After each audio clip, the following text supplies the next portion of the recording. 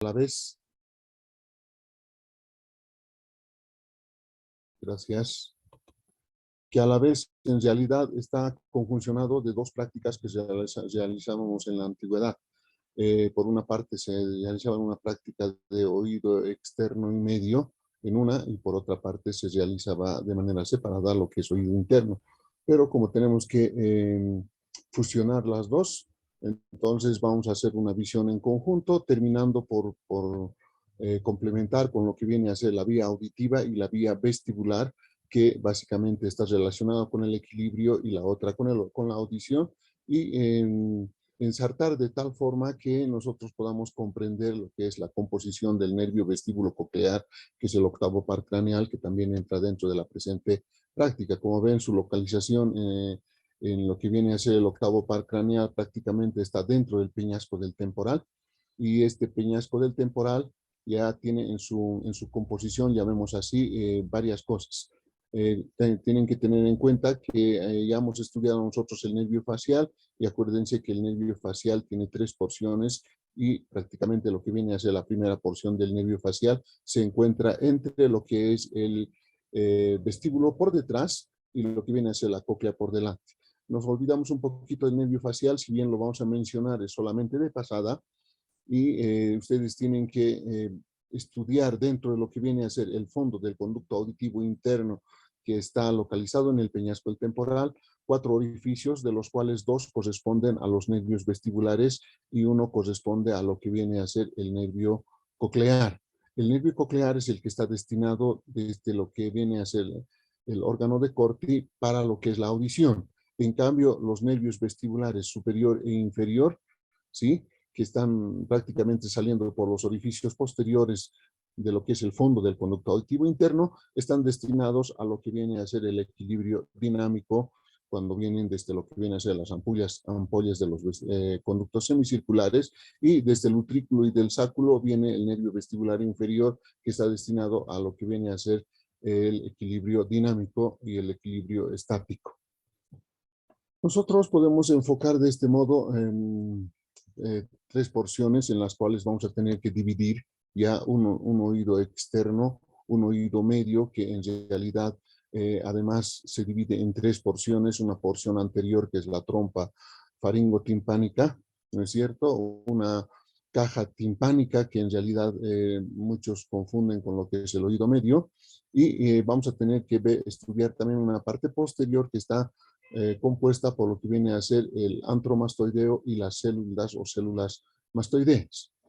El oído externo comprende todo lo que está por fuera de la membrana timpánica, y está compuesto por lo que viene a ser el conducto auditivo externo, por una parte, y por otra parte el mismo pabellón auricular.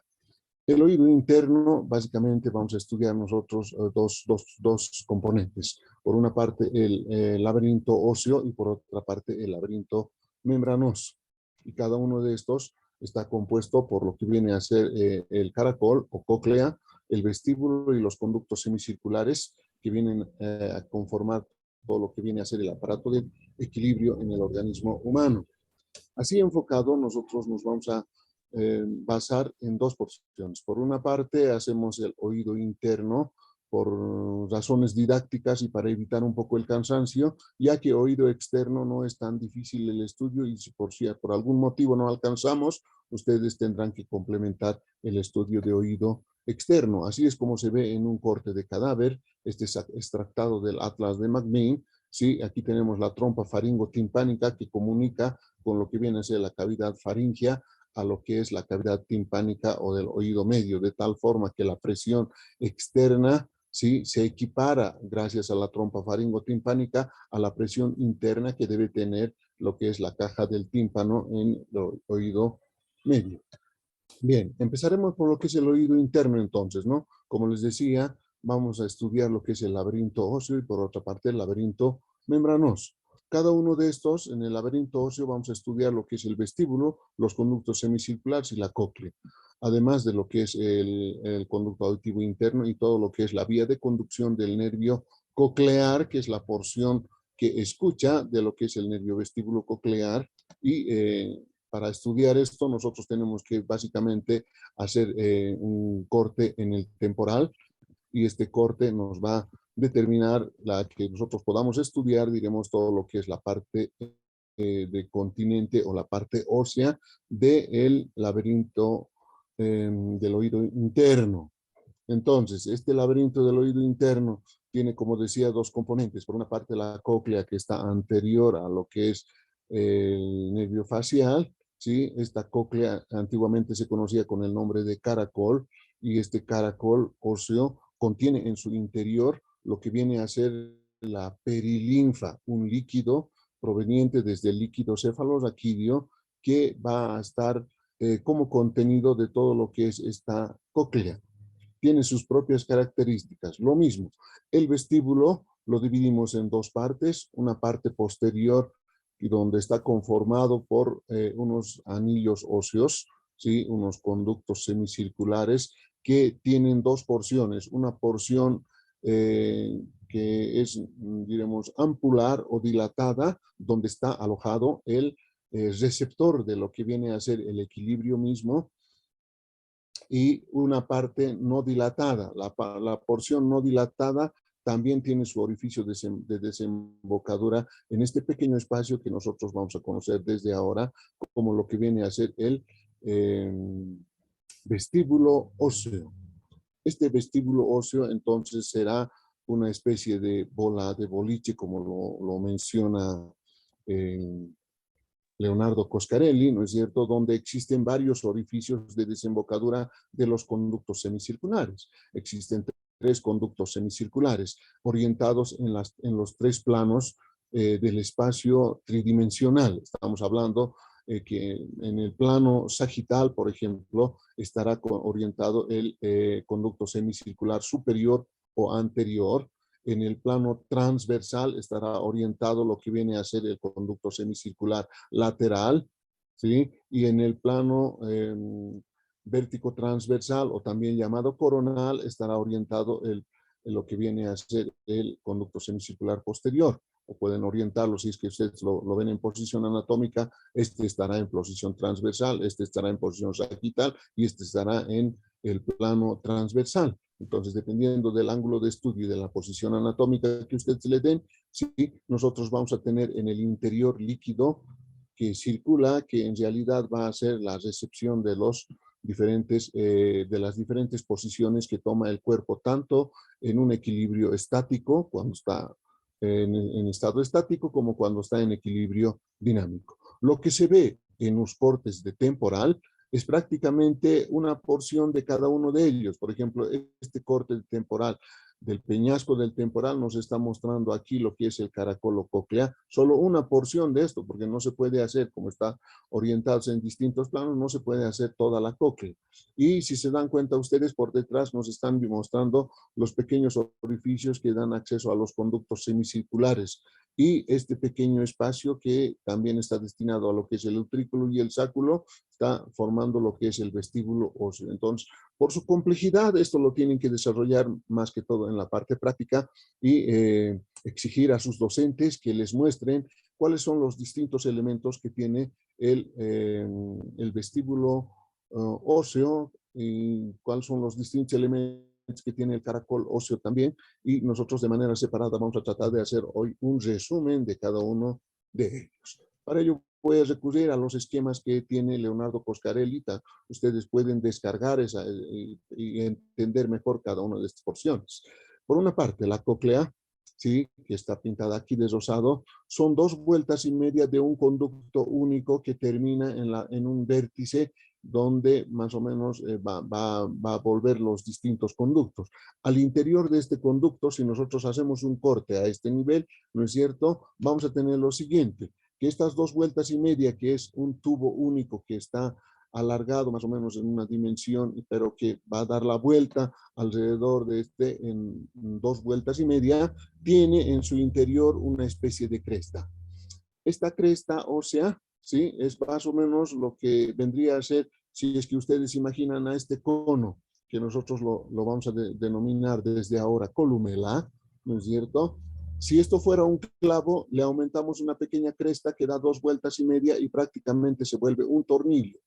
Entonces, el tornillo en sus salientes más o menos es algo similar lo que viene a ser la cresta ósea, y esta cresta ósea tiene en el interior de lo que es la columna diversos orificios por donde van a salir los distintos filetes del nervio coclear.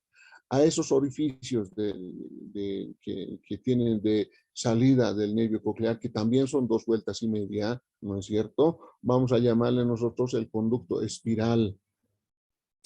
Esta cresta espiral nos va a dividir a lo que viene a ser el interior del conducto, que es único del caracol o la cóclea, en 3 subconductos. Este conducto en espiral de Rosenthal, ¿sí?, va a dar paso a los filetes de cada porción que viene desde un elemento que está en el interior de todo esto, que nosotros lo vamos a conocer de ahora en adelante como lo que viene a ser el órgano de Corti, que es el receptor de lo que es la audición. Entonces, esta es la presentación más o menos del conducto espiral y de lo que viene a ser la cóclea. Ahora, si nosotros vemos en el interior, esto está ya agrandado, ¿no es cierto? Vemos en el interior de lo que es este conducto. Al final del conducto, si se dan cuenta, existe una especie de continuidad entre la parte superior y la parte inferior, y esa continuidad también se va a expresar en lo que viene a ser los conductos cuando ya estén formados por las membranas basilar y la membrana de Zeissner, ¿no es cierto? Ese es el caracol óseo. Ahora vamos a ver lo que es el vestíbulo óseo. Les decía que es como una bola de boliche a la cual tenemos que aumentar los diversos orificios que se comunican. Entonces ustedes van a estudiar como pared anterior, pared posterior, pared superior, pared inferior, pared lateral y medial, etcétera. Y en cada uno de ellos ustedes tendrán que ver los distintos elementos que desembocan en este vestíbulo óseo. Esos distintos elementos que desembocan son los orificios de continuidad que tienen con lo que es la base del caracol, ¿ya?, que tienen también con lo que vienen a ser los orificios de desembocadura de los conductos semicirculares. Entonces, por eso es que Leonardo Coscarelli lo ha comparado a algo similar como una bola de boliche. Hay que mencionar que en los conductos de desembocadura, los orificios que son ampulares, o sea, las ampollas a través de las cuales desembocan cada uno de los conductos semicirculares, entonces tenemos 3, pero los que no son ampulares, gracias a la unión del conducto semicircular superior y del conducto semicircular posterior, que están unidos en un solo conducto en su porción no ampular, entonces tenemos solamente 5 orificios, ya, de los cuales este que es conducto, el orificio de desembocadura común, queda como lo que viene a ser un orificio común único, de tal forma que tenemos 5 conductos en lugar de 6 que debíamos tener con 3 conductos semicirculares. Les dejo en la parte anatómica la descripción de cada uno de ellos. Este es el orificio de desembocadura ampular, tienen que identificarlo. En el vestíbulo, en la pared medial sobre todo, vamos a encontrar 2 pequeñas fosetas. Por una parte, lo que viene a ser la foseta semielíptica y por otra parte la foseta semiovoidea. En la foseta semielíptica vamos a encontrar además un orificio. Ese orificio es importante que lo estudien en la parte ósea. Es el orificio de ingreso de lo que viene a ser el conducto del vestíbulo, el orificio del conducto del acueducto del vestíbulo. Vamos a ver que a través de ese acueducto del vestíbulo, este comunica con lo que viene a ser diré, la cara póstero superior del peñasco del temporal, donde han estudiado ustedes una depresión denominada fosita unguial, y en el fondo de esa fosita unguial terminaba lo que es el acueducto del vestíbulo. Entonces, a través de este orificio es que sale el acueducto del vestíbulo y comunica con lo que viene a ser el saco endolinfático. Ese saco endolinfático es el encargado de realizar el recambio.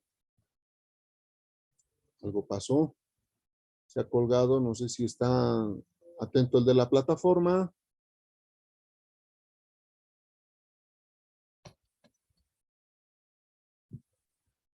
Hola.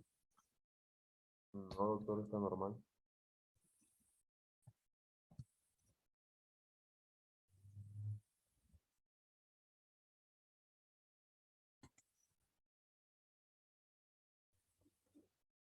Hola, Hola, doctor, ¿nos ahora escucha? sí. ¿Está normal? Por favor, vas a estar atento, de rato en rato se cuelga. Bueno, entonces este orificio, como les decía, va a dar acceso a todo lo que viene a ser el acueducto del vestíbulo. Es muy importante que cuando estén estudiando la fosa semioval o la fosa hemisférica, vayan a identificar con sus docentes este pequeño orificio, ¿sí? La pared externa, esto está visto desde un lado interno hacia la parte externa. La pared externa básicamente solamente van a estudiar lo que son los orificios de desembocadura en lo que viene a ser el vestíbulo óseo. Entonces ahí van a identificar fácilmente ustedes lo que viene a ser estas fositas que les menciono. Por una parte, la fosa hemisférica o semiesférica, ¿sí? Que es la fosa utricular, y la fosa semiovoidea o semioval, que es la fosa del vestíbulo. Bien, lo que les decía en un corte, ahora vamos a ir a identificar lo que viene a ser los conductos semicirculares como parte del estudio de lo que es el laberinto óseo también. Estos conductos semicirculares, como ven ustedes, tienen diferencias no solo en la dimensión en cada uno de ellos, sino que en los orificios de desembocadura vamos a tener, sobre todo en los ampulares, unas pequeñas estructuras que para nosotros son las crestas del laberinto membranoso. Esas crestas del laberinto membranoso se alojan específicamente en la porción ampular de cada uno de los conductos semicirculares. Por una parte es la orientación que ustedes le dan al conducto semicircular. Acuérdense que el conducto semicircular superior, por ejemplo, va a provocar una eminencia en lo que es la cara anterosuperior del peñasco del temporal, formando lo que es la eminencia arqueada o eminencia arcuata. Así igualmente el conducto semicircular lateral lo van a ver cuando estudiemos oído medio, porque por fuera de este oído interno está el oído medio, y ahí vamos a ver una saliente que provoca lo que es el conducto semicircular lateral. Entonces, es importante que nosotros englobemos en cada uno de estos elementos la vecindad que tiene con lo que es el oído medio. Y aquí les presento en lo que viene a ser la porción del caracol, dos porciones. Por una parte, esta pequeña ventana que ustedes la ven es la ventana oval. Aquí se va a alojar una porción del oído medio que es la base de lo que viene a ser el huesecillo interno de la caja timpánica. Estamos hablando del estribo. Entonces, la base del estribo se aloja precisamente en esto y va bombeando, gracias a lo que viene a ser todo lo que es el conducto vestibular hasta la parte superior. Este conducto vestibular tiene, como les he dicho, lo que viene a ser la perilinfa, y esa perilinfa hace que se mueva todo hasta la parte superior. En la parte superior va a hacer una vuelta a través de lo que es la helicotrema. Les mostré una continuidad en el vértice de lo que es la cresta espiral, y va a volver a través del caracol y va a retornar a través de lo que viene a ser otra rampa inferior, que es la rampa coclear. Entonces, esa rampa coclear en el interior de esto hace vibrar pues una membrana que es la membrana basilar, y gracias a eso se aplasta, llamemos así, el órgano de corte, y gracias a ello también nosotros escuchamos. Pero ese sonido que vuelve hasta la base retorna hasta esta otra ventana, hasta esta otra rampa, que es la ventana redonda, o también llamada ventana coclear. Esta es la ventana vestibular y esta es la ventana coclear, que hay que estudiar también en lo que es el oído medio por su vecindad. Ahora, esta saliente que ustedes están viendo acá, básicamente va también a hacer una protrusión a nivel de lo que es la pared medial de la caja del tímpano, y a eso le vamos a llamar nosotros promontorio. Desde ahora ya nomás ustedes familiarícense con el laberinto óseo, que el promontorio, la ventana vestibular y la ventana coclear se van a notar, además de lo que es la prominencia que lanza el conducto, el conducto semicircular lateral, en lo que es la pared interna de la caja del tímpano. El laberinto membranoso no es otra cosa que prácticamente una repetición de todo lo que hemos mencionado, pero ya a través de una pequeña membranita. Esa pequeña membrana está en el interior mismo de lo que es los diferentes conductos que están en el laberinto óseo. Entonces, el recubrimiento membranoso de este laberinto óseo va a tener en el vestíbulo a lo que es el utrículo y el sáculo, ¿sí? También va a tener a los conductos semicirculares superior, posterior y lateral, pero membranosos, o sea, lo que es recubrimiento membranoso. Ahora, además del utrículo y del sáculo, a nivel del caracol también existe su propio conducto, que es el conducto del caracol membranoso. Ese caracol membranoso va a estar en el interior de lo que viene a ser el caracol óseo, pero no llenando todo, sino solamente una porción, que es la porción membranosa. Ahora, si se dan cuenta ustedes, el utrículo y el sáculo están comunicados a través de este pequeño canal. Este pequeño canalcito, ¿no es cierto? Vamos a borrar esto. ¿Ya? Este pequeño canal va a estar unido y ese es el canal que va a ser el acueducto del vestíbulo. Este acueducto del vestíbulo, como les decía, ¿sí? Comunica con lo que viene a ser el saco endolinfático que está localizado en lo que es la fosita ungueal de la cara posterior superior del peñasco temporal. Ahora, también existe una unión entre lo que es el sáculo y lo que viene a ser el caracol membranoso. Ese canal es importante, es el famoso canal de Jensen o famoso canal Reuniens que describen varios de los autores. Este canal Reuniens está uniendo lo que es el sáculo con el conducto denominado caracol membranoso. Ahora, si nosotros volvemos a esto, les había dicho que alrededor de la columela se forma 2 vueltas y media de lo que es el caracol óseo. Y eso estaba dividido además por lo que viene a ser la cresta espiral ósea. Ahora, a partir de esta cresta espiral ósea, nosotros vamos a tener para describir el caracol membranoso, por una parte, una membrana que se desprende del vértice de la cresta espiral ósea hasta lo que es la cara interna, esa es la membrana basilar. Por otra parte, tenemos otra membrana que es la membrana de Reisner, que va hacia la parte superior, de tal forma que nos va a dividir esto en 3 porciones, ¿ya? Por una parte, una porción netamente membranosa, y esta porción membranosa va a ser va a tener como contenido a lo que es la endolinfa.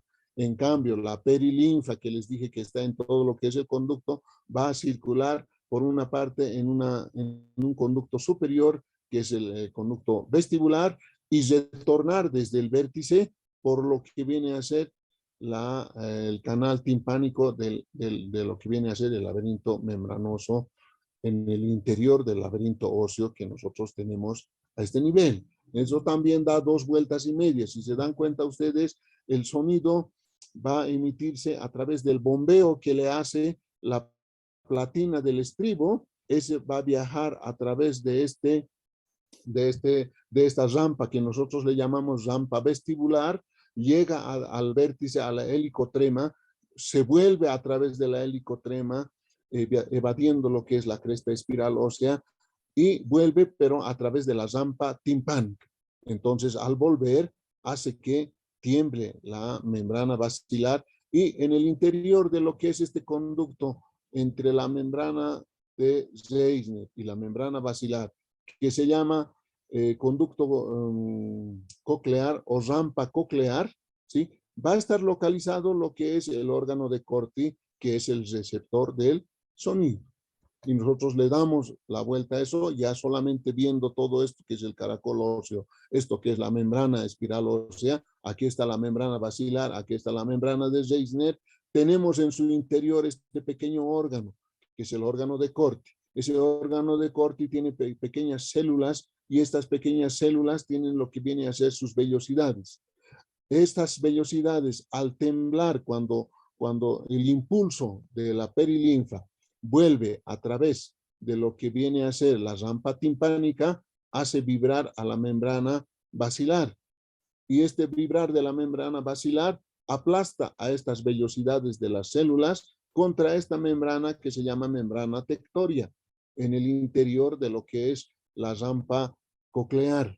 Entonces, al aplastarse estas vellosidades, estas células captan ese estímulo que en ese momento es un estímulo físico, y ese estímulo físico lo convierten en un estímulo químico, o sea, cambian de potencial de acción de menos 90, perdón, de menos 120 que está hasta menos 90 o menos 80, dependiendo de la intensidad del sonido, y transmiten a través de esta prolongación nerviosa que va a hacer estación en este ganglio que se llama ganglio de Corti.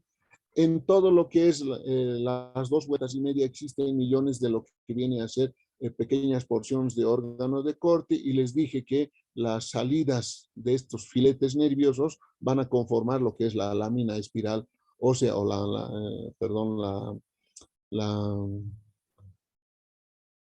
el conducto espiral óseo o el conducto de Rosenthal. Y en conjunto, reuniéndose todos a través de las 2,5 vueltas, van a formar a lo que es el nervio coclear.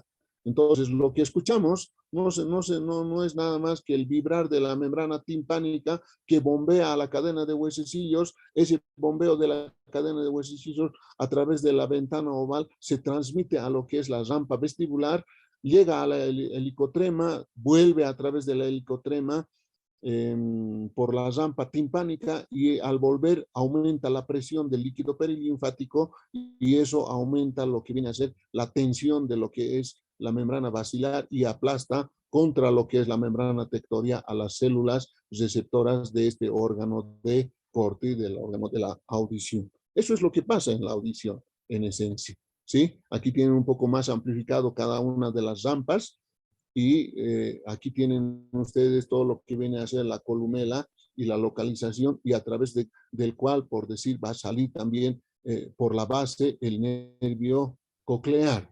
Este nervio coclear en el fondo del conducto auditivo interno está ocupando el conducto anterior e inferior. En cambio, el anterior y superior va a estar ocupado por el nervio facial, y los dos posteriores van a estar ocupados por los nervios vestibulares superior e inferior. Eso es lo que pasa en el interior del conducto auditivo interno. Ahí tienen en tercera dimensión como más o menos el laberinto membranoso del caracol solamente está ocupando una pequeña porción, no todo lo que es el laberinto óseo. O sea, se excluye, diríamos. Donde circula el líquido perilinfático es exactamente en la rampa coclear, nada más. Esa rampa coclear es la que va a contener a lo que es el órgano de Corti. ¿Listo? Tenemos ahí la emergencia del nervio coclear a través de la colección de los distintos filetes del conducto espiral o de Rosenthal, y tenemos lo que es los nervios vestibulares superior e inferior, viniendo desde lo que es el utrículo y del sáculo y de los conductos semicirculares. Ahora, estos conductos semicirculares, como les decía, también en el laberinto membranoso, estos sí van a ocupar todo lo que es el espesor mismo del conducto espiral óseo, perdón, de lo que es el conducto semicircular óseo, y no van a tener divisiones como lo que hemos visto en la cóclea, sino al ocupar todo esto, tenemos una desembocadura que es la región ampular. En esa región ampular se van a localizar los receptores de lo que es el ganglio de Scarpa. Este ganglio de Scarpa va a transmitir a través de dos nervios vestibulares, como ustedes saben, a lo que viene a ser los núcleos vestibulares localizados en lo que es la protuberancia. Entendamos un poquito esto. Si nosotros hacemos un corte a este nivel, vamos a tener lo siguiente. ¿Sí? Existen en el utrículo y del sáculo lo que denominamos nosotros máculas. Aquí está lo que es la diferencia de lo que viene a ser las distintas rampas del órgano de Corti. Similar a esto, vamos a tener en la desembocadura ampular de cada uno de los elementos que están en los conductos semicirculares. ¿Sí? Aquí está ya un poco más amplificado y vemos esto, lo que es en la transmisión del sonido. Aquí estamos viendo la cadena de huesecillos, y esa cadena de huesecillos, gracias al membrar de la membrana timpánica, se transmite a lo que es el martillo en primera instancia, luego el yunque, y el yunque empujará a la base de a la platina del estribo, y ese vibrar va a hacer que provoque aumento de la presión en la rampa vestibular, retorna por la rampa timpánica, y al retornar por la rampa timpánica estimula al órgano de corte. Esta estimulación retorna, se colecciona, diré así, en todo lo que es el nervio coclear, y el nervio coclear tiene dos núcleos a nivel de la protuberancia, un núcleo coclear anterior y un núcleo coclear posterior. Ahí están viendo el núcleo coclear posterior y el núcleo coclear anterior, que van a ir a conectar con los núcleos que están en la calota de lo que es la protuberancia. Una vez que han conectado con los núcleos de la calota de la protuberancia, van a llevar el sonido hacia lo que es los centros superiores. Por una parte, el tubérculo cuadrigémino posterior tiene un núcleo también, ese es el núcleo cuadrigémino posterior, y luego van a localizarse en lo que viene a ser la lámina cuadrigémina del mesencéfalo, donde también en la porción posterior tiene un núcleo, y ese núcleo va a prolongar finalmente la audición, o sea, el sonido que está escuchando el oído, hasta lo que es el área 41 de Brodmann, que está localizado en la parte inferior o labio inferior de la cisura de Silvio. ¿Sí? Nosotros estamos viendo aquí un cerebro, y la cisura lateral o cisura de Silvio tiene un labio superior y un labio inferior, y ese labio inferior es el que va a recepcionar el sonido. Ese es el área 41 según la clasificación de Brodmann. Ahora, esta tonificación de esta cisura, si nosotros abrimos, ¿no es cierto? La cisura de Silvio tiene una banda bien organizada. Los sonidos que son agudos van a llegar, van a subir las dos vueltas y van a volver por la helicotrema, y precisamente los sonidos que son agudos, es esto amarillo, va a localizarse en la parte inferior, casi en la base, llamemos así, de lo que es el conducto del caracol. En tanto que los sonidos que son bajos o los tonos bajos simplemente van a llegar casi al vértice, no van a lograr retornar todas las dos vueltas y media como los sonidos agudos lo hacen, y se escucha básicamente en la base. Entonces, los tonos agudos se escuchan en la base y los tonos bajos se escuchan más que todo en el vértice. La misma organización tonotópica sube hasta el área 41 de Brodmann, y de superficie a profundidad tenemos los sonidos que son agudos son escuchados en la parte más superficial. En cambio, los sonidos que son, los sonidos bajos son escuchados en la parte más superficial, y los sonidos que son agudos son escuchados en la parte más profunda de un área que es el área 41 de Brodmann. Ahora pasemos a lo que es la vía vestibular. Como les decía, la vía vestibular tiene dos componentes. Por una parte, el utrículo y el sáculo, que tienen estas formaciones que nosotros llamamos máculas. Y tienen los conductos semicirculares, que en su porción ampular tienen estas formaciones que nosotros llamamos crestas. Estas crestas ampulares y estas máculas localizadas en el utrículo y el sáculo tienen distintos componentes. En los conductos semicirculares, las crestas van a localizar o van a detectar la circulación de la perilinfa. Esta circulación de la perilinfa va a hacer que se mueva cada uno de estos. Por decir, si estamos subiendo en un ascensor, se estimulará el conducto semicircular lateral, o sea, se llena de líquido. Y al llenarse de líquido va a hacer que se mueva esta cresta en un sentido o en el otro. Y esa información pasa de lo que viene a ser una información que en principio es información física, a convertirse en una información química y finalmente neuronal a nivel de lo que viene a ser estos receptores. Eso ya lo van a estudiar en histología, ¿sí? Y si nosotros hacemos un equilibrio estático, quiere decir información de cómo estamos situados en el espacio, si estamos echados o estamos parados, dependerá de la información de que cuál de los conductos semicirculares estará lleno de perilinfa y cuál de los conductos semicirculares estará menos lleno de perilinfa. Entonces esa información subirá al cerebro y se conjuncionará con otra información que viene desde los músculos para ver si los músculos están en tensión antigravitatoria o están tensionados o están totalmente relajados.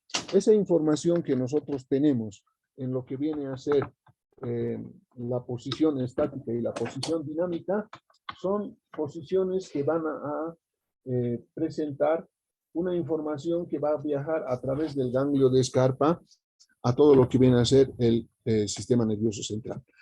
En el caso de lo que es las máculas localizadas en el utrículo y el sáculo, tenemos estas pequeñas calcificaciones dentro de una masa gelatinosa de la mácula. A estos los llaman otolitos. Estos otolitos van a moverse en una determinada dirección en base a la posición que nosotros adoptemos. Como les decía, si estamos en un ascensor, ¿sí?, se conjuncionarán y se moverán hacia un lado. Si estamos bajando o estamos subiendo. Si estamos avanzando adelante o estamos yendo hacia atrás. Entonces, estos otolitos toman contacto con lo que viene a ser estas vellosidades que tiene el receptor de la mácula que está localizado en estas pequeñas células ciliadas. Lo mismo que pasaba en el órgano de Corti, el movimiento, la movilización de estos cilios estimula a la neurona y esa neurona va a llevar a través del ganglio de Scarpa esa información, pero en un equilibrio que nosotros llamamos equilibrio dinámico. Entonces, todo este trabajo que hacen el utrículo y el sáculo a través de las máculas se va a tener que transportar a través de lo que es el nervio vestibular inferior y hacer estación en lo que es el ganglio de Scarpa. Entonces, vemos aquí nuevamente que las máculas y las crestas que están localizadas en la desembocadura ampular de los conductos semicirculares, este está en el utrículo y en el sáculo, viajan a través del nervio vestibular superior y el nervio vestibular inferior. Hacen estación en el ganglio de Scarpa y conectan con 4 núcleos específicos del equilibrio que están localizados en la protuberancia.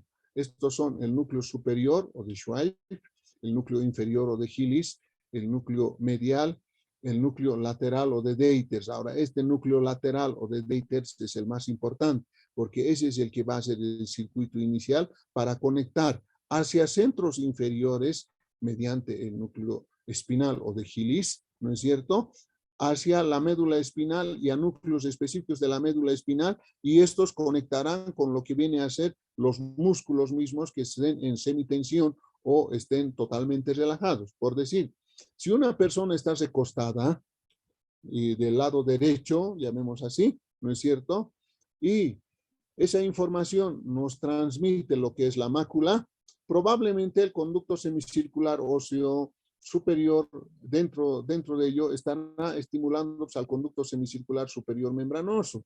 Entonces, se suma esa información de que están movilizados en lo que viene a ser el utrículo y el sáculo, lo que son los otolitos hacia cierto lado, o sea, tiene que estar hacia abajo. Entonces, esto se moverá como si fuera por simple, llamemos así, qué sé yo, dinámica física misma, ¿no es cierto? Se sumará eso a la información que viene probablemente de los músculos del miembro inferior que están completamente relajados. Entonces el organismo sabe que está recostado. ¿Por qué sabe que está recostado del lado derecho? Porque el lado derecho, estos otolitos están movilizados hacia abajo y en el lado izquierdo están movilizados hacia arriba. Entonces esa información se conjunciona como una ecuación y eso sube hacia los centros superiores. Ese es el principio básico del equilibrio. Aquí tienen ustedes lo que viene a ser las crestas ampulares y la mácula del utrículo y del sáculo y todo lo que viene a ser la vía que va a ir a conectar básicamente, cuando hablamos de centros superiores, a un segmento específico del sistema nervioso central que es el cerebelo. Y dentro del cerebelo, al lóbulo más antiguo del cerebelo, que en este caso es el archicerebelo. Y en el archicerebelo, ¿sí?, hará conexión directamente con ciertas neuronas que ustedes lo van a estudiar cuando estudien archicerebelo, ¿sí? Básicamente en lo que es la capa media de la corteza del archicerebelo, que es el destinado a lo que es el equilibrio. Y finalmente estos harán conexiones todavía con los centros superiores para hacer conciencia de lo que es el equilibrio estático. Ese es la esencia de lo que es el oído interno. Por una parte auditivo y por otra parte tenemos lo que viene a ser la parte del equilibrio a través de los nervios vestibulares. ¿Sí? Hemos estudiado ya básicamente todo lo que es la porción del oído interno y ahora vamos a dedicarnos a estudiar lo que es la parte del oído medio. Y finalmente estudiaremos lo que es el oído externo.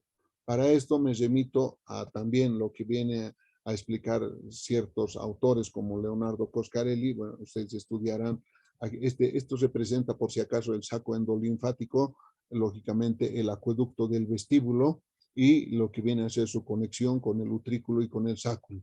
Este es el canal Reunions o canal de Hensen que conecta sobre todo el sáculo con lo que viene a ser el laberinto membranoso del caracol.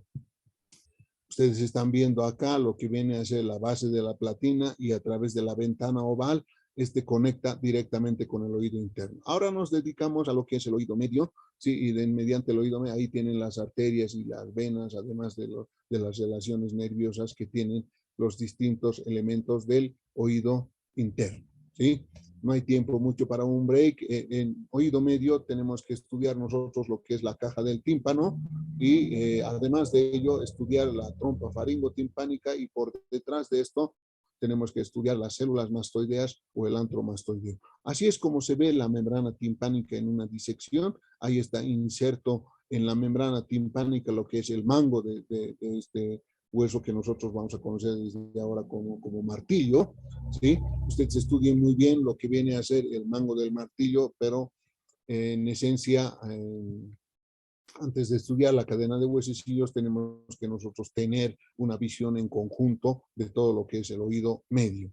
Entonces, no solo es la caja del tímpano, sino también en la parte anterior hay que estudiar lo que es la trompa faringotimpánica o trompa de Eustaquio y en la parte posterior estudiar las células mastoideas y el antromastoideo. Esto está representando el antromastoideo y esto está representando las distintas células mastoideas. Entonces, todo esto está comunicado con el exterior gracias a qué? Gracias a que la trompa faringotimpánica comunica por su orificio faríngeo con lo que viene a ser la faringe misma y la faringe es parte de la vía respiratoria. Entonces, mediante eso nosotros equiparamos la presión externa con la presión interna que hay en el oído medio. Si ustedes se han dado cuenta, si alguna vez han bajado bruscamente por primera vez, por decir, por el teleférico amarillo y llegan desde una altura de 4.600 metros a una altura de 4.200, si lo hacen bruscamente, entonces sienten que se tapan los oídos. Entonces, ¿qué es lo que tienen que hacer? Tragar saliva o mascar chicle, qué sé yo, de tal forma que se abra este conducto, esta parte final de la trompa faringotimpánica, ¿ya? Y ustedes van a sentir plup, plup, que se ha destapado eso. ¿Qué es lo que ha pasado? Simplemente se ha equiparado la presión atmosférica o la presión externa a lo que es la presión interna que tienen en la caja del tímpano, en el oído medio. Entonces, por fuera este oído medio, la pared externa, llamemos así, del oído medio, de la caja del tímpano, vamos a estudiar una estructura importante que es la membrana timpánica que está conectando con el conducto auditivo externo.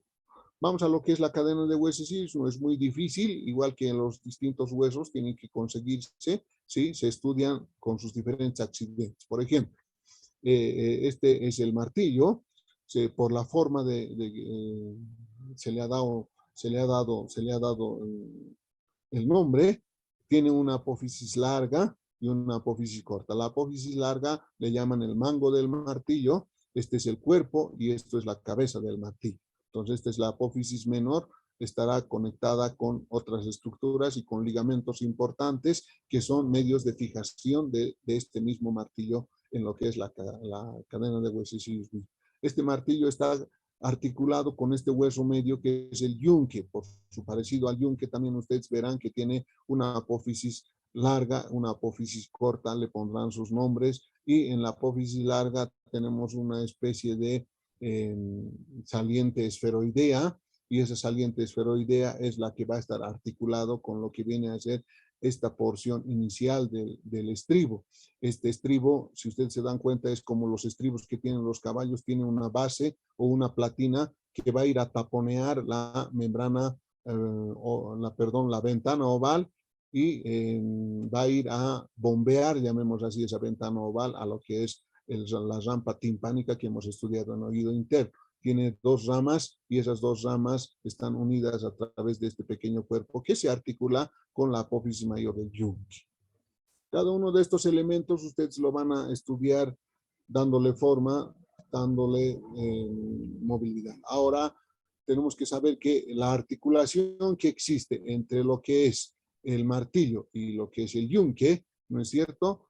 Tiene un tipo de articulación que es en encaje recíproco. Esto a veces es pregunta de examen, mucho ojo. En tanto que la articulación que existe entre el yunque y el estribo, como es por un segmento de esfera, viene a ser ya una enartrosis. Estos huesos que están en el interior de la caja del tímpano, ya les dije, están orientados desde la membrana timpánica, particularmente el mango del martillo está inserto en la membrana timpánica y la base del estribo está casi inserto, llamemos así, sino que está libre, está móvil, ya taponeando lo que viene a ser la ventana oval. Si nosotros le damos una especie de color a lo que es la membrana timpánica, veremos que esta membrana timpánica, visto desde la parte interna, tiene forma de radios, o sea, es una inserción radiada. En cambio, vamos a ver en la parte externa, es una inserción circular. Ahora, en los distintos elementos de la membrana timpánica, vamos a tener que estudiar estos pequeños ligamentos, que son los ligamentos tímpano-maleolares, que lo vamos a estudiar con la membrana timpánica.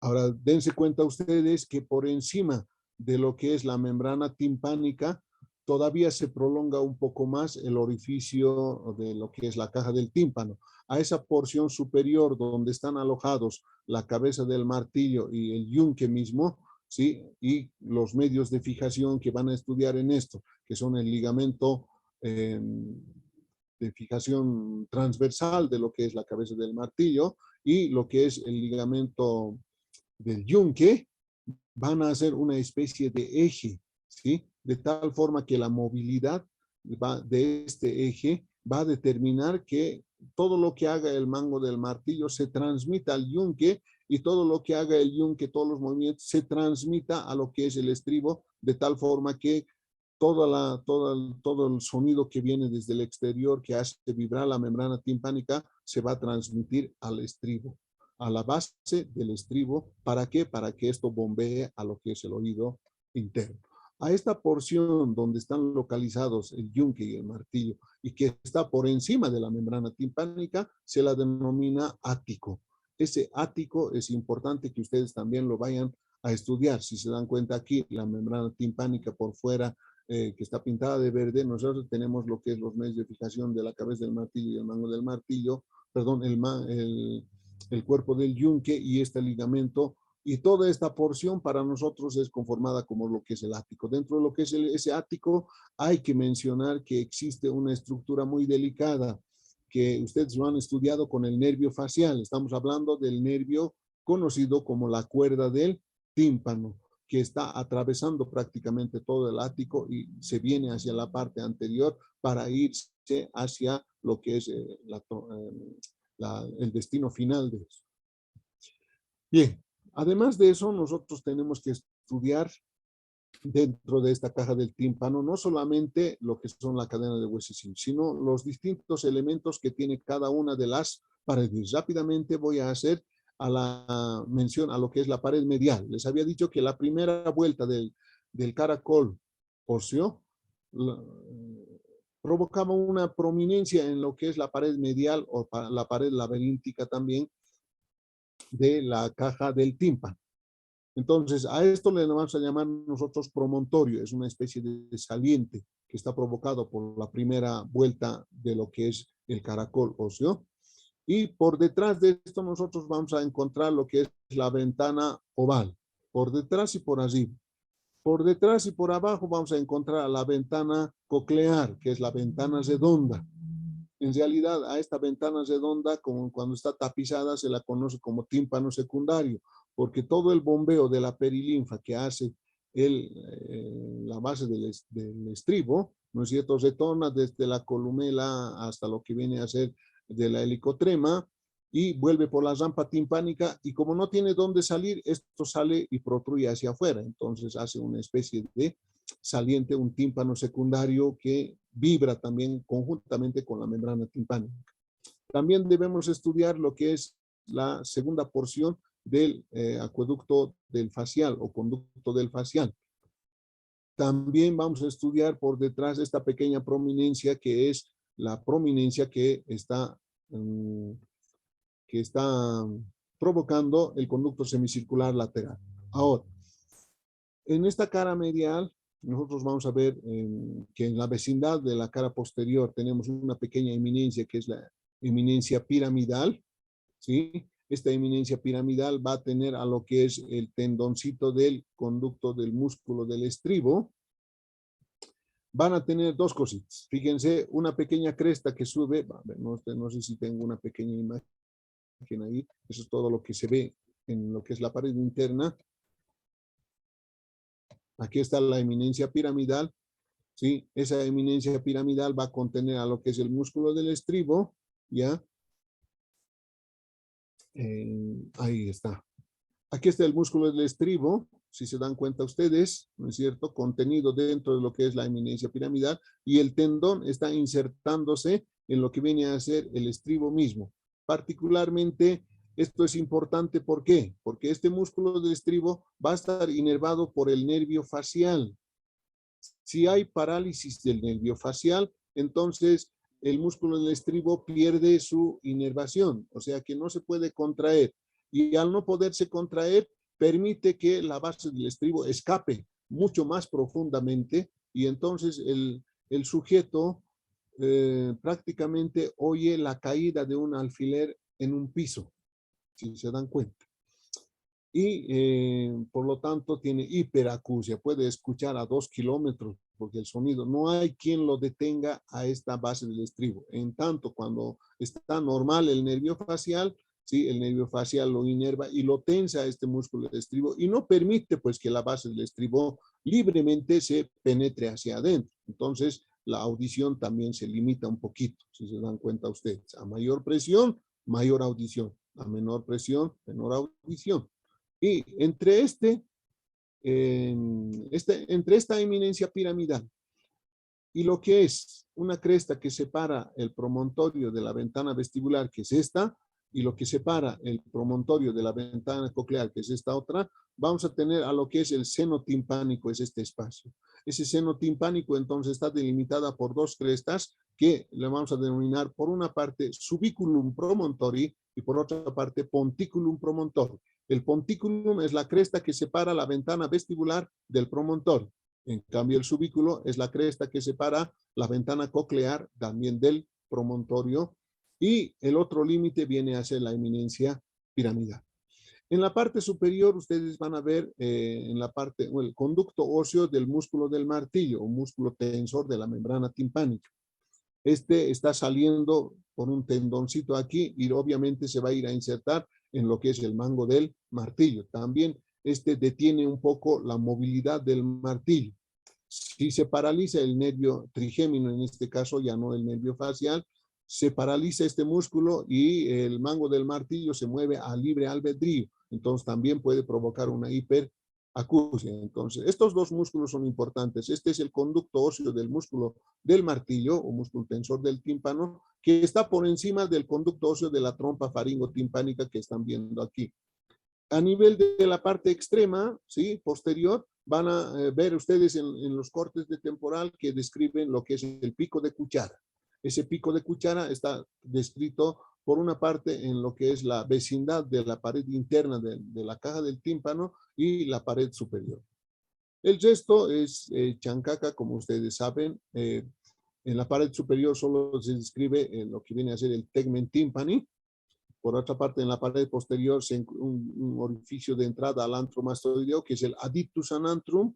En la pared anterior, no solamente el pico de cuchara, el conducto óseo del músculo del martillo, sino también la trompa faringotimpánica. En la pared inferior se describirá todo lo que es el golfo de la yugular y a través del golfo de la yugular, acuérdense ustedes del nervio de Jacobson, ¿sí? Vamos a ver que este nervio de Jacobson, aquí está el golfo de la yugular, ¿sí? Penetraba exactamente por lo que viene a ser la cresta que separa el orificio inferior del conducto carotidio de lo que es la fosa yugular, y a través de esto ingresaba ese ramito que es el nervio de Jacobson o nervio timpánico, y ese nervio timpánico es el que se ramifica en todo lo que es el promontorio y hace sus distintas conexiones con los nervios petrosos, etcétera, que vienen desde el nervio facial en todo lo que es la inervación de la pared interna del conducto auditivo, perdón, de la caja del tímpano en su pared medial, ¿sí? Así es como se ve en un corte y ustedes tienen que identificarlo. Ahí está el pontículum promontorio, el subiculum promontorio, el seno timpánico, ahí está la esta piramidal, ahí está el promontorio, etcétera, etcétera. Entonces ya con sus docentes ustedes van a localizar cada una de las estructuras que tiene esta pared medial. En la pared lateral describimos lo que es la membrana timpánica con sus distintos componentes y la inserción de lo que viene a ser el mango del martillo. Además de ello, nosotros tenemos que describir dos elementos importantes, visto desde la parte externa. Ahí está el mango del martillo, ahí está el músculo tensor de la membrana timpánica o el músculo del martillo mismo, ¿sí? Y por fuera nosotros tenemos lo que es la cresta ósea de la membrana timpánica. Esta membrana timpánica tiene una porción periférica que es mucho más dura, que es el anillo más duro, llamemos así, de todo lo que es la inserción, y tiene una porción interna que nosotros la vamos a dividir gracias a la inserción de lo que viene a ser los ligamentos tímpano-maleolares que les había descrito en lo que es el martillo, en una porción flácida y una porción tensa. La porción flácida está por encima de los ligamentos tímpano-maleolares anterior y posterior, ¿sí? Esa porción básicamente va a tener como contenido a lo que es la cuerda del tímpano, por eso es prácticamente sagrado, no se puede hacer ninguna punción a este nivel, ¿sí? Y describimos en la parte de lo que es el extremo del mango del martillo el ombligo, y desde el ombligo las fibras radiadas y las fibras circulares de inserción de la membrana timpánica. Este rodete, que es el llamado rodete anular de Gerlach, está inserto en todo lo que es la parte ósea, en una cresta que se llama cresta timpánica, y termina básicamente a nivel de la espina suprameática que han estudiado ustedes en el hueso temporal. Ahora, ¿qué es lo que interesa en esta membrana timpánica?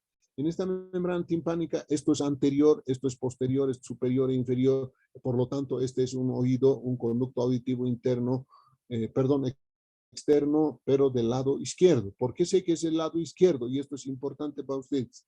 Tenemos que dividir en cuadrantes. En cuadrantes de tal forma que a través del ombligo tenemos un cuadrante anterior superior, posterior superior, anterior inferior y posterior inferior. ¿Qué es lo que les da la visión? ¿Por qué sé que esto es izquierdo? Porque siempre en el cuadrante anterior e inferior va a reflejarse a través de lo que es la membrana timpánica la luz que yo proyecto. O sea, esta es la luz del otoscopio.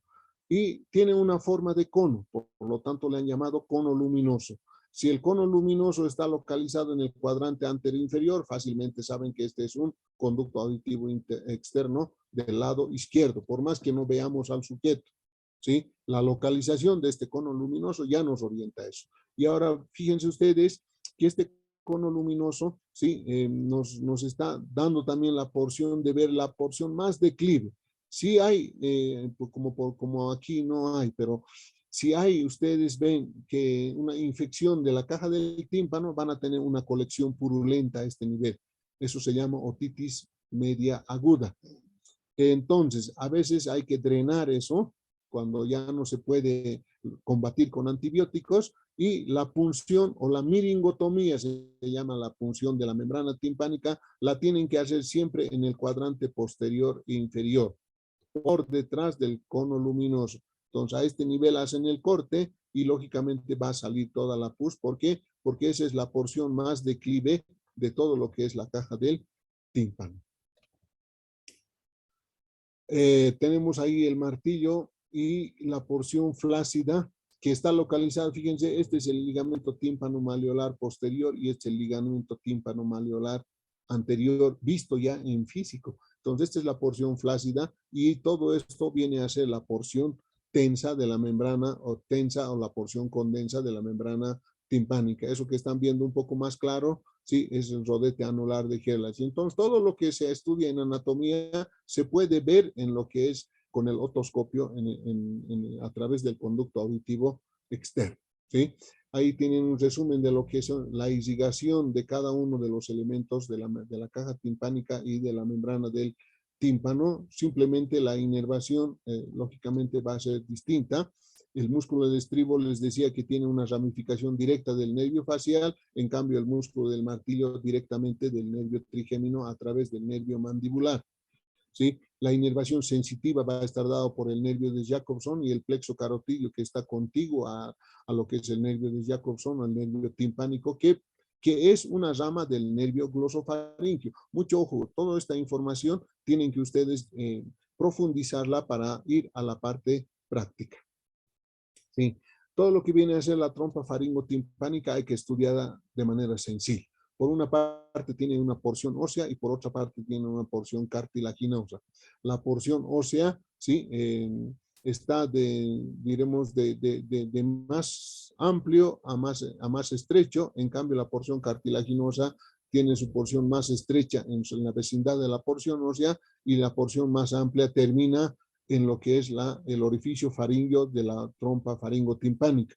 Y ahí les van a preguntar a ustedes, existen dos repliegues, por una parte, en la parte posterior, el repliegue salpingo-faringio, y por otra parte, en la parte anterior, el repliegue salpingo-palatino, que delimitan el orificio faringio de lo que viene a ser la trompa faringotimpánica, que es parte componente del oído medio. Existen también varios de los músculos, sobre todo estudien los músculos de la familia estafilino, que están insertos en lo que es el paladar óseo duro y forman parte del paladar blando. Ahora están viendo ustedes aquí la porción cartilaginosa de lo que es la trompa faringotimpánica y el orificio faringio de la trompa faringotimpánica con su repliegue salpingo palatino y este otro que es el repliegue salpingo faringio. Ya con mucosa, nosotros vemos así los repliegues, ¿sí? Salpingo palatino y el repliegue salpingo faringio, para identificar el orificio faringio de la trompa faringotimpánica que comunica con el oído medio. ¿Para qué? Para equiparar la presión interna de la caja del tímpano con la presión externa o la presión atmosférica que tenemos en el medio ambiente, ¿sí? Bueno. Para oído externo, ustedes tienen que estudiar lo que es la parte de dimensiones, dirección, etcétera, de lo que es el conducto auditivo externo y finalmente también estudiar desde la parte externa lo que es la membrana timpánica como fondo del conducto auditivo externo. Por otra parte, tienen que estudiar el pabellón auricular, ahí tienen distintas proveniencias, no es simplemente esto es un esqueleto cartilaginoso recubierto, o sea, también tienen músculos, ¿sí? Y está recubierto por piel. Entonces, estas prominencias que son por una parte el hélix, por otra parte el antihélix, y el antihélix, fíjense, parece dividirse en dos ramificaciones, van a delimitar lo que es la fosa triangular de lo que es la fosa escafoidea o la fosa navicular, ¿sí? Tenemos por otra parte también otra prominencia aquí que es el trago que prácticamente va a delimitar esta fosa que nosotros tenemos aquí como lo que denominamos concha, ¿sí? El trago y el antitrago y finalmente está el conducto auditivo externo ahí en el fondo. En la parte inferior está el lóbulo, no tiene cartílago, simplemente es masa muscular y el lóbulo de la oreja es rico sobre todo en irrigación. Si alguien quiere hacer una punción y obtener gran cantidad de sangre, puede hacer una punción en la porción lobular. Fíjense, ahí está el esqueleto cartilaginoso, lógicamente visto con su esqueleto, sino con su masa muscular auricular también, la irrigación que proviene de lo que es la arteria temporal superficial y el ramo auricular posterior que es rama de la carótida externa como rama colateral misma, ¿no es cierto? Igualmente hacemos una disquisición en todo lo que es la distribución nerviosa, son tres nervios a través del nervio auriculotemporal, que es rama del trigémino, toda la parte anterior y el segmento anterior del hélix, también del trago.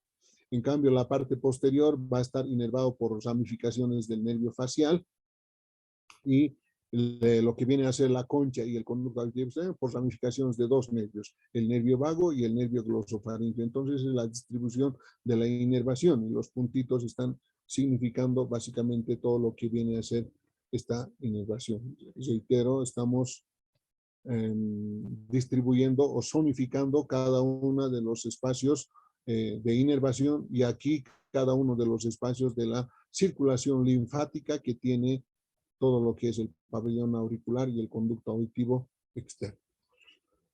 Muy bien.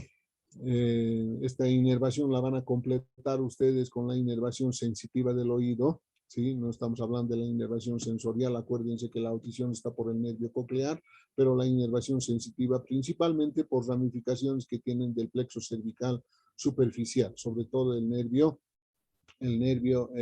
occipital menor y el nervio auricular mayor, que son los más importantes para lo que es la inervación sensitiva.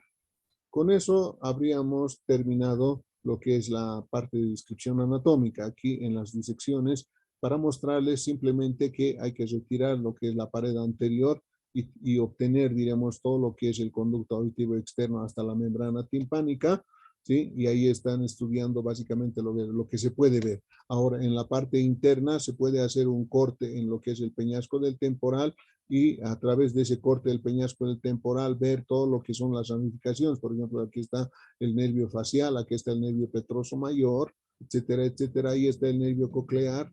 Se puede hacer la identificación de cada una de las estructuras nerviosas que nosotros tenemos en la parte anatómica. Ahí está viendo la pinza ustedes el conducto semicircular superior, ya han excavado a nivel de la eminencia arcuata, ¿sí? Y los distintos elementos básicamente que nosotros tenemos ahí. Dentro de lo que es la parte clínica y la otoscopía, nosotros vemos lo que es la parte de hipoacusia, sobre todo. Esta hipoacusia puede ser de tipo conductiva o puede ser de tipo sensorial. Para esto existen varias pruebas. Por una parte, la prueba de Weber, por otra parte, las pruebas de Zine y la prueba de Schwabach. Estas tres son las que se utilizan mayormente. La de Weber es básicamente para determinar cuál de los oídos es el que está afectado. Entonces, se utiliza un diapasón. Ese diapasón se la pone en lo que viene a ser la sutura sagital, por encima de lo que es la sutura sagital, y vemos que la audición del diapasón, o sea, el ruido del que provoca la diapasón del oído, ¿sí? Básicamente se va a lateralizar hacia uno de los lados, ¿sí? Por decir, si se lateraliza hacia el lado derecho, el oído afectado obviamente es el lado izquierdo. Las pruebas de Zine se utiliza ya localizando más aún a nivel de la eminencia mastoidea que está por detrás del oído, se coloca el diapasón y se ve más o menos cuánto mide o sea, si es mayor a 20 segundos o menor a 16 segundos, veremos cuál de los oídos está afectado. Entonces, hacemos nuestro pequeño cuadro, ¿sí?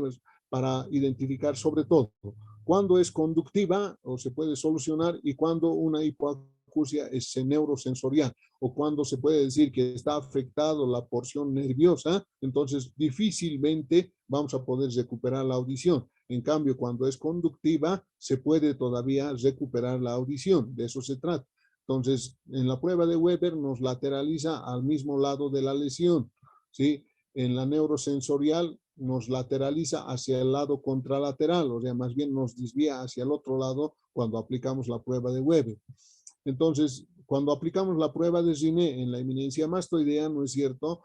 Cuando es negativa, quiere decir que la hipoacusia es de tipo conductivo. Cuando Zine es positivo, o sea, está por encima de 20, ¿no es cierto? La hipoacusia es neurosensorial. Entonces, de esta forma, nosotros aplicando nuestro cuadrito, podemos también hacer que la prueba de Schwabach, que es prolongado por más de 16, por más de 20 segundos, obviamente es conductiva y cuando es acortado menor a 16 segundos, ¿sí? Es neurosensorial. Entonces, cuando la hipoacusia es conductiva, quiere decir que todavía puede tener solución. O sea, la parte conductiva de la audición es la que está dañada en algún lugar. En cambio, cuando la hipoacusia es neurosensorial, prácticamente no hay mucha solución. Por ejemplo, los sorditos tienen una hipoacusia, no hipoacusia, sino sordera, pero es neurosensorial. Cuando Cuando es neurosensorial, difícilmente. Las neuronas no se regeneran, o sea, no le den falsas esperanzas. En cambio, aquí sí pueden darle esperanzas de que con algún tipo de intervención quirúrgica pueden ustedes solucionar el problema. ¿Sí? ¿Cómo se hace una audiometría? Lógicamente, una audiometría es la percepción dentro de una caja del paciente a cuántos decibeles escucha. ¿Sí? Entonces, si nosotros vamos aumentando la cantidad de decibeles, ¿sí? Vamos marcándole en relación a la cantidad de emisión de sonido que nosotros le hacemos. Normalmente 20 decibeles ya debe ser escuchado ya por las personas. Pero como escuchan mucho audífono y todo lo demás, esto se prolonga más. En la caja ya no van a escuchar los 20. Todos van a estar por debajo de eso, ¿no es cierto? En este paciente, por ejemplo, el oído izquierdo escucha 60 decibeles. De 60 decibeles no sube respecto al tiempo, a mayor intensidad, ya cuando la exposición es mucha, también ya recupera un poquito. Ahora, ese era el oído derecho. El oído izquierdo, ¿sí? Ya no escucha ni siquiera 60, hay que ponerle 75 decibeles y recién escucha, recién responde. Entonces, mucho más afectado, ¿cuál oído estará aquí? Lógicamente, el oído izquierdo. Esa es una audiometría. De esa forma se realiza una audiometría y esto es lo que ustedes tienen que interpretar ya cuando algún familiar les pregunte respecto a esta porción. Entonces, eso sería sentido del oído. Discúlpenme, me prolongué por unos 10 minutos más, mil disculpas, pero no sé si en el auditorio hay alguna pregunta que podamos profundizar. Caso contrario, le pedimos al representante que les pase la grabación de esta teórica para que ustedes lo puedan tener presente. Con las disculpas del caso, no me he podido extender mucho más, pero esto en realidad eran dos prácticas que lo han fusionado a una práctica. Muchas gracias, jóvenes. Gracias, doctor. Que tenga un buen día. Muchas gracias, doctor. Tenga buen día. Hasta luego. No sé si hay alguna pregunta al representante.